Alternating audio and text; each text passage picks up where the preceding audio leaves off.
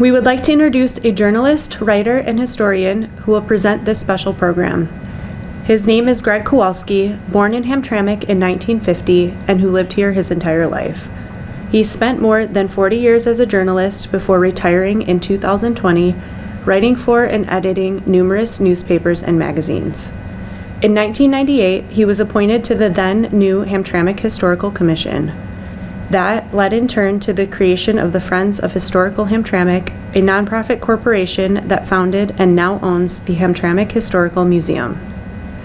The museum was founded in 2013, and Greg Kowalski is the executive director. He has also written 11 books on Hamtramck. This program about Hamtramck's longest-serving mayor, Robert Kozaren, is presented by Hamtramck's historian, Greg Kowalski.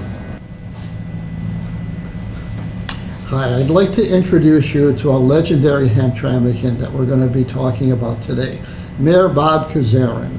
Bob is right here with us this morning, and Bob was mayor of Hamtramck from 1980 to 1998, one of the most significant periods in Hamtramck's history, and he accomplished a lot. Now, in that period, from 1974 to 1981, I was editor and worked for the Hamtramck Citizen newspaper, and in that time, I got to know Bob pretty well. There were quiet afternoons sometimes when he would call me at the office and say, just come on down to City Hall and let's talk. And we would just go down, we just talk about things in general. So I got to know him. And even after I left the paper, I still kept in contact with him and learned out what kind of person he was and what he did and what really an impact he had on Hamtramck. I got to see that firsthand, and it was really an amazing experience. We used to call him Big Bob, and as you saw from the image next to me, he was a large man. We don't really know exactly how big he was, but it was in the 6'7" range. And so he was big, and he was big in personality as well. He was a dominant figure in Hamtramck for many years, and really had a great impact on the city. He loved Hamtramck. This was one of the prime things of his life here, and he really had a great affection for the city and had a great impact on the city. Bob died on December 20th, 2007. So as we're taping this program, we're nearing that date. So it's kind of appropriate that we look back and remember him and what an important figure he was at Hamtramck, and really, in a sense, remains so even to this day. And we'll get to that as we go along. Bob really loved Hamtramck, and he felt that it wasn't just his town, it was everybody's town, all of our town. The town belonged to all the residents. He had a great feeling for all the people of Hamtramck. Bob was born in 1934. He was the son of John and Lydia Kozaren. His grandparents were Polish immigrants who came here, settled here, and actually opened a store here and ran that. And Bob kind of got his first taste of public life in Hamtramck through his grandparents, and especially through his father, John Kozaren. John had worked out a very effective career in public service. He was a Wayne County Commissioner, or Wayne County Treasurer rather, and a Liquor Control Commissioner for the state of Michigan. And he was very active in the Polish National Alliance for many years. And he got to know a lot of people and worked in a variety of areas around the community. So he was kind of an unofficial politician, but he really got around town. Bob learned from him and got to really see what a personable person he could be as he worked through the community. John also was a distribution manager for Kozak Distributors, and Bob ended up working there when he was young too. And Bob went to St. Ladislaus High School, where he played basketball, and he occasionally would play with another great basketball player, Rudy Tomjanovich. And Bob was probably one of the few people that could look Rudy right in the eye, because they were just about the same height. And Rudy, of course, went on to a great career in professional basketball. And Bob, he went to college, but found that he didn't really care for that. And he left school, he was graduated, he was drafted into the Army, and was served in Virginia, where he got to know a bunch of other people, and then came back to Hamtramck. And for a while, he actually operated Kozaren's Lounge, a bar in Joseph Campo, which was very important in a sense, too, from a political standpoint. And a number of Hamtramck politicians have operated our own bars, and because they became a center of the community as well for meeting people. That was the big thing, that you could build up a base of supporters through your operations of a bar. And but Bob also learned a lesson in management there too, that a lot of these folks who were your supporters would come to expect free drinks, and it made running the bar kind of difficult. So eventually he left that, and he started moving towards a life in politics. He got a position as a deputy city clerk, and he worked for Walter Gajewski at City Hall. Well, now, Walter Gajewski was a legendary city clerk. He served from 1950 to 1980. That was 30 years in office, and there's no other clerk in the country, at least until that time, that had served in office that long. And Walter, he was a consummate politician. He really, really understood politics. And I learned from him, in a sense, as I was working with the Citizen. And one of the things we discovered was that Walter would always position himself at the center of a scene if we were taking photos, so there was no way you could cut him out of the photo. He was always going to be in the shot. And there was little things like this, and there were others as well, too, that kind of gave Bob a training of politics as well, and moving and dealing with people and understanding people. So in 1973, Bob decided that he was going to go into politics as well, and he did run for clerks against his boss, which was politically a fatal mistake, especially at that time. Walter was unbeatable, and Bob lost, and he kind of retreated from that for a while. But 3 years later, he came back into politics and ran for city council. And that was in 1976, and he not only won, he won big. He got the most votes and became the president of the council at that time, which was something really special for a newcomer in politics. And he got on the council, and of course he had a lot of experience by then working with the council from the clerk's office. So he did quite well.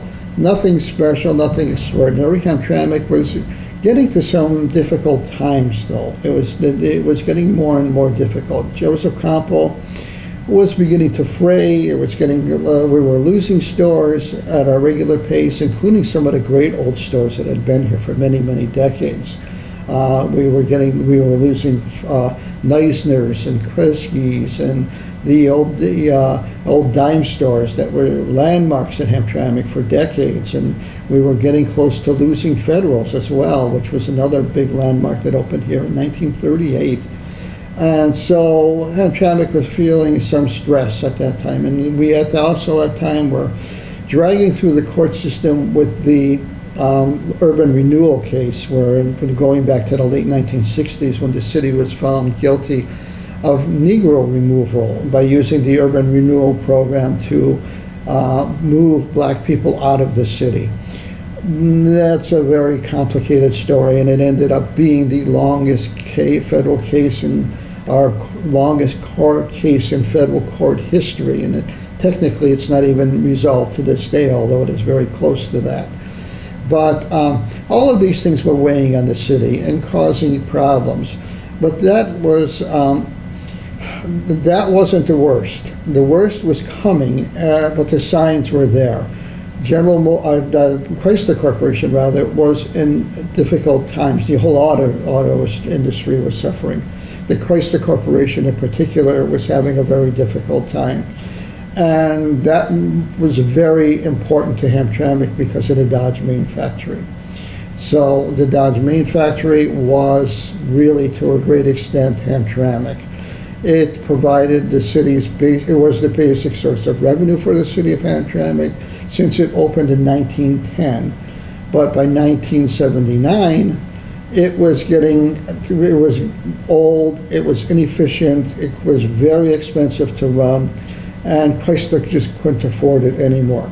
There had been rumors swirling around for years that it was going to close, and it became a reality in May of 1979 when the Chrysler announced that the plant was going to shut down. This was a devastating blow to Hamtramck. As I said, we provided 1/4 of our operating revenue through its tax base. Losing that was going to be devastating to the economy of Hamtramck, and the problem was there was nothing that anybody could see to help the situation. But Bob at that point was on the council and decided, though, that he was going to run for mayor. And the reason he decided that was that he was very displeased with the present administration at that time, because there was an attitude that there's nothing really we can do about this. The state of Michigan doesn't really care about cities the size of Hamtramck. We're not important anymore. We've shrunk in size, and we're not going to get any kind of help from the state of Michigan. And there was like a sense of there's nothing we can do, and so that's it. Just we're going to call it quits and go home. And Bob did not like that. He was a great believer in the spirit of Hamtramck. He believed that we can move the city forward, we can overcome this problem. And it was a problem, it wasn't a disaster, it wasn't a catastrophe, it was a problem that we could face and we could solve if we approached it in a right way. And it was that attitude that really propelled him forward into the public. He had done well in the council, but it was what he was doing was delivering a message of hope and of reality that we could deal with this situation. We were not doomed. We could really come out of this. So he did run for mayor, and he succeeded. He won, and he came into office. And then he, of course, was faced with the challenge of, okay, I've been telling everybody we can do this, we can make a difference, we can come out of this crisis. Now we have to deliver, and what can we do? Well, the first thing he tried to do was to call on his friends, and he got a trip arranged, helped to get a trip arranged to the White House in February of 1980, just after the inauguration, where he actually visited the president, and he had a whole contingent of city officials, the city council, and some other officials went to the White House in Washington and met with President Carter at that time. And the story is, and everybody verified it, is that when Jimmy Carter saw Bob Kozaren walk into his office, he went, wow, because Bob just dominated over everybody. And the meeting with the president was pure, mainly ceremonial. It was a picture-taking thing. But what really, the important thing that really happened was meeting with the other presidential officials, people, members of his cabinet who could actually do something to help Hamtramck. So they had a special meeting with those folks, and it was decided that a contingent would be sent to Hamtramck to see what could be done to help the city. By this time, the story of Hamtramck and the loss of Dodge Main was getting international attention. There were journalists coming to Hamtramck from Germany and from England. I remember having lunch with a group of journalists from England who were very interested in this because what they were seeing was the story of the Rust Belt come alive. The old industrial community was and falling apart because the times were changing, the industry was moving out, people were moving out of the city, and how was the city adapting to this? It became kind of like a representation for the whole nation that was suffering at that time economically. So the president did send a contingent, and Governor Milliken ended up coming to Hamtramck and promised to provide some aid as well.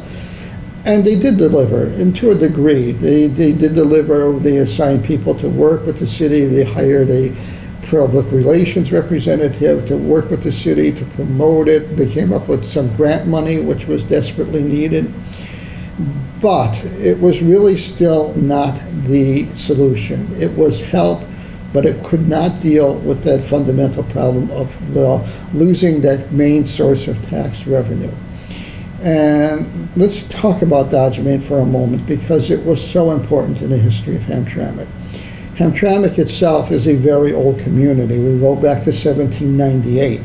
And originally Hamtramck stretched from 8 Mile Road, which is we called Baseline in those days, to the Detroit River, and from Woodward Avenue all the way to Lake St. Clair. It was founded as a township, and all through the 19th century it shrank as Detroit grew and in annexed portions of Hamtramck, bit by bit by bit. In 1901, a group of residents living here decided they did not want to be a part of Detroit, that they wanted to have their own community, so they mapped out an area of 2.1 square miles and formed the village of Hamtramck. They actually met at Holbrook School and got together, which interestingly, the Holbrook School is still functioning as a school today, and that same building that they met in is still operating today. But they they mapped out the area of 2.1 square miles and held an election, which was approved, and the village of Hamtramck was created. And it was a German farming village, a quiet place, not much happening here, until 1910, when everything changed, because that was the year that John and Horace Dodge came to Hamtramck. And they wanted to build a factory. They had a factory in Detroit, in downtown Detroit. The building also is still standing. But they decided they wanted to build their own factory and manufacture their own cars. At that point, they were manufacturing parts for Henry Ford. So they came to Hamtramck. They liked what they saw. It was a village as an independent community where the taxes were about half those of Detroit. There was plenty of room to grow, so they could build a bigger factory as time went by. And there was a railroad line, which still exists, that ran alongside Hamtramck and runs alongside Hamtramck right to the hemp plant that Henry Ford had built in Highland Park in about 1909. So it was an ideal location. Well, they started building buildings for the plant immediately, and by 1910, late 1910, they were building parts and sending them to Henry Ford. But as I said, they had bigger plans. They wanted to build their own cars, so they put out a call for employees. And this was answered in an incredible way. The thousands of immigrants began pouring into Hamtramck, mainly Polish immigrants, to work in the Dodge Main factory, and also 22 other factories that operated in Hamtramck, and turned this from this small farming village into a major industrial city, in a town in a space of just 10 years. In 1915, Hamtramck was the fastest growing town in America. We know because a special census was done of Hamtramck at that point. By 1920, the Polish community was dominating the city of Hamtramck, or still the town of Hamtramck. In 1910, there were 3,500 people in Hamtramck. By 1920, there were 48,000 people in Hamtramck, and they were mainly Polish immigrants. And there were plans and rumors about Hamtramck being annexed by the city of Detroit still.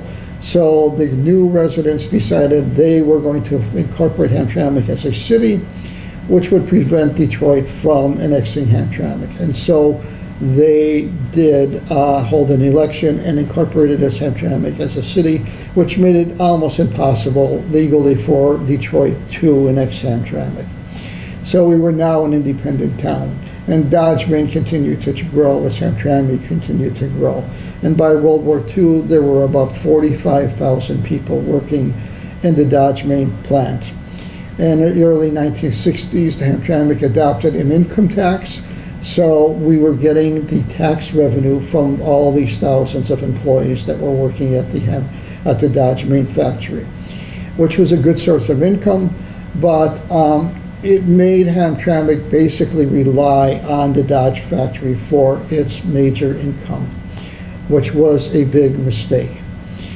As had the Dodge main plant aged and the auto industry matured and aged, and a lot of people moved out of Hamtramck, all of these factors were coming together so that by the end of the 1970s, the Dodge plant closed, and that revenue from the taxes and the property tax disappeared.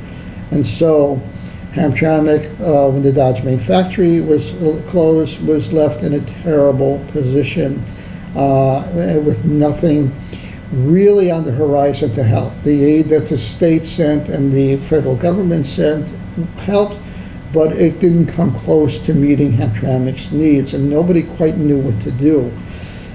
Even the Dodge main factory sat vacant for a year, and the estimated cost for tearing it down was $35 million.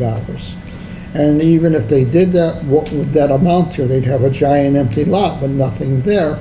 So they were pondering what to do, and then came General Motors. And General Motors came forward with the plan to build a factory that would be in Hamtramck and Detroit. And this is where Bob came in to a great, great extent. And this is really what made his mark on Hamtramck, because he learned from Walter. He learned how to work with people, to deal with people, and to negotiate with people. And so he worked with Coleman Young and won the trust of Coleman Young, and together they were able to secure the site in Hamtramck and Detroit to build the General Motors plant, and this became known as the Poletown factory. Unofficially, the Poletown factory, because it was part of the covering part of the old Poletown neighborhood. What went on for that process to get the plant built was just astounding. And we could talk about that all afternoon, because it's still a controversial issue to this day, because 1,800 homes, 2 churches, a hospital, and many businesses were demolished to make way for the factory. However, almost all of that was in Detroit. All that we lost was the Dodge main factory, which is sitting vacant and decaying anyways. Now, Bob and worked with the city council, so they get some credit for this too, but they worked very hard to get the city of Detroit to agree to give Hamtramck the tax revenue that would be generated from the income tax revenue that would be generated from the factory. Coleman Young didn't really want to do that. He wanted all that revenue for the city of Detroit, but without Bob's help and the city of Hamtramck's approval, the plant wouldn't be built, and General Motors could just up and go to move completely to the suburbs or even out of state. So, but Bob and Coleman Young and the General Motors all came to an agreement, and we got that tax revenue, which we still get to this day.